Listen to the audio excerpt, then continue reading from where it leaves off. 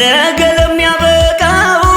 የኮንትራት ሕይወት የምን ጭንቀት ነው ደሞ የምን ትካዜ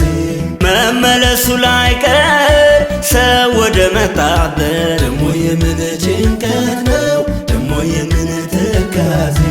ግርም ያደርገኛል ሰው ሲያስብ ሲብላላ የምን ጭንቀት ነው ደሞ የምን ትካዜ የሚኖር ይመስል ከአንዲት ሕይወት ሌላ ደሞ የምን ጭንቀት ነው ደሞ የምን ትካዜ ሐሳብ ምን አባቱ ጭንቀት ስለምኔ እንግዲህ ሲረፍ የደከመው ጎኔ